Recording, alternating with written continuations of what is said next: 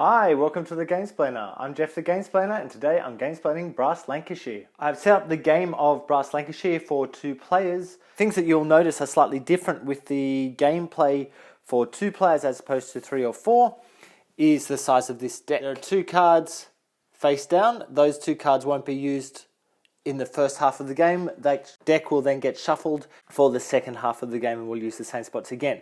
Other things that won't be in that deck are these top spaces and those spaces across there. There are 2 types of card in each deck. There's the city card, so they have a name of a city or a name of a place on them. So in this case, Birkenhead, which is just there. Or this type of card, which shows a type of industry, and that can match with any of the cities that show the coal in that particular case. Each player starts with 8 cards in their hand. The very first round, they will play one of those cards. So they'll look at it and go, okay, I'm using that one card. Then they'll redraw 1 card from that top deck. Every turn after the first turn, they will use 2 cards from their hand, redraw 2 cards from the deck. So they'll always have 8. The era finishes, so the game is split into 2 eras. There's the Canal era, which is shown by these guys, and then the Train era, shown by these guys. Each era finishes once you are out of cards in your hand. So you'll get 8 cards, 8 cards, 8 cards, 8 cards, 8 cards, and that'll go through a lot until that deck's empty, and then you'll use all the 8 cards that are left in your hand. At the end of each era, you'll get victory points, as shown by this marker. So we start on 0, it's on the outside track. So basically that will move twice. It will move once at the end of the first era and once at the end of the second era. Whoever has the highest number obviously is the winner. The only extra thing to remember at the end of the second era is that you will get 1 extra point for every 10 money that you have at the end of the second era. Points come from the placement of your canals or rails, depending which era you're in. So for example, there's that one there.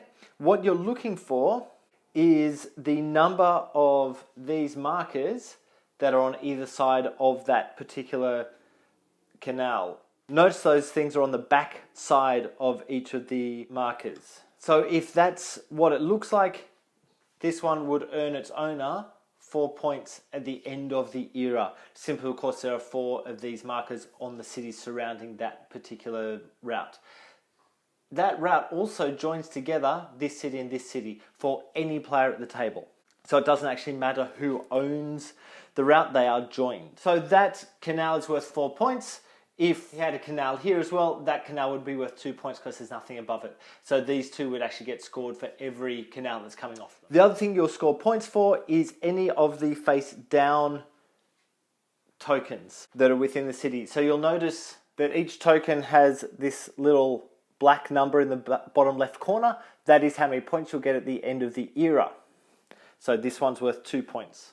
So white would be worth 12 points. Purple would be worth 1 point off those particular cards. At the end of the first era, the other thing that's going to happen is anything that on the own board has that little marker just there next to it is going to come off. So it's basically any level 1 thing that's on the board will come off the board. So these guys get removed and the points go for those, and then these guys also get removed and the points are given for those.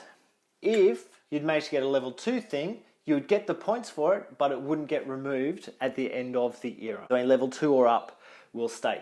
So now we know how everything scores. Let's have a look at what we actually do on our turns. How do we get to that point where things can score? On your turn, you have a total of 5 actions you could do. So remembering you're going to play 2 cards. Each of those cards is worth 1 action. Even if you don't take an action, you still need to play a card out of your hand. So your hand of cards not only works as a thing of telling you which spaces are available to you, but it also works as a timer for the game. So the first thing you're able to do is build. So this player has all these cards to choose from. Say he chooses this one, which is Stockport. Stockport is just over here. So what he's able to do, it shows what type of building can go onto each location. So he's able to build one of these. He might choose to build one of them in Stockport. He'll give up that card into his own discard pile. He will pay 12 money as marked on the next to his spot on his own board where that came from, and that goes onto his marker on the turn order. On his next turn round, so that's the end of his first turn, he'll take another card from the deck. On his next turn round, he'll get to go twice. He might give up one of his cards, let's say that one, to build a link between two cities. So he might want to build that one. It'll cost him 3 money to do that. So he'll take 3 money and put that on top of his thing. The second half of his turn, he might wish to build the refinery, which comes from down here. Now notice that you need 1 coal.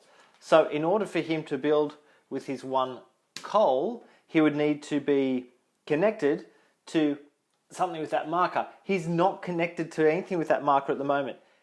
Even if he had built there, he still wouldn't be connected. He would need to put that in there to connect these two C's together so that this is now connected to that. Once that's done, then he can use his 1 coal and 5 money. So the 5 money go there. He chooses 1 coal from here, which goes to the stock, and that costs him 1 more money. Now you notice I'm putting everything on top of that marker. What happens with that marker, whoever has spent the most money, which in this case is obviously the purple player, of course white hasn't spent anything, will go to the back of the line. So it's the other player's turn, and then that money goes back into the bank. Once that's built, do you see the picture of the four iron on there? That would mean that you would place 4 iron onto here.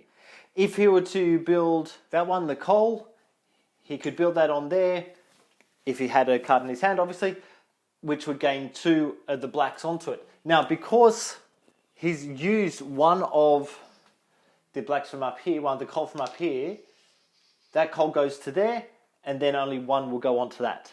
We were talking about the flipping of the cards earlier. What that is talking about is there's 3 different types of cards. So these two, one saying all of the cubes are used from one of those cards. So say someone comes along and uses that other cube. That now has no cubes on it. That would get turned over, which will move his income forward by 4 points, and it is then worth points at the end of the era. Any that are like this at the end of the era score no points. You've seen the build action, which is placing the cards down. You've seen the network action, which is adding these in for 3 money. When you're on the second age, by the way, and you're adding in rail lines, so notice some of them are just the water line, some of them are just the rail line, some of them are both. If you add a rail line in, that costs you 5 money to the first one plus a coal, that's the black cubes, or 15 money to place 2 plus 2 black cubes. So that's marked at the top there. You are allowed to use any of these iron ore that you're not connected to, that's fine, but you do need to be connected for the coal to be used. Another thing that you could do is develop. So what developing looks like is taking one of the cards, let's say that one, out of your hand, and taking any 2 off your board. That opens up the more expensive stuff, but the stuff that's going to live on the board, the stuff that's going to get more points, and that just then comes off the board. You'll notice that the ships, there are 2 here that have little locks on them. Both of those will need to be developed before you're able to actually build any ships. The only spots you can build ships is in Birkenhead, in Liverpool, or if you're in a higher player count game, up in Barrow-in-Furness. So there's only 3 spots you can build those ships. You have 2 on your board, just saying. Okay, there's some big points on those guys as well. When you build those ships, by the way, it's going to cost 16 money, a black and an orange, so I need to be connected to something that's going to give me the black, even if I've got an anchor on here, and then an orange. If there's anything on the board that's orange, then you use that one rather than using the one up the top. Once that's been built, I'll immediately gain my 2 money, which doesn't seem like much, but it's worth 10 points. If you notice, the level 2 ones are worth 18 points. Now that I've got both a cotton mill and an anchor, and they're joined together, I can use that pair to be able to actually sell my cotton. So there's 3 ways that you can sell cotton. The first way and most beneficial way is to use a cotton mill and an anchor of your own. So when you do that, you go, okay, I'm selling. Once again, it'll cost you a card. It doesn't matter which card, but it'll cost you a card.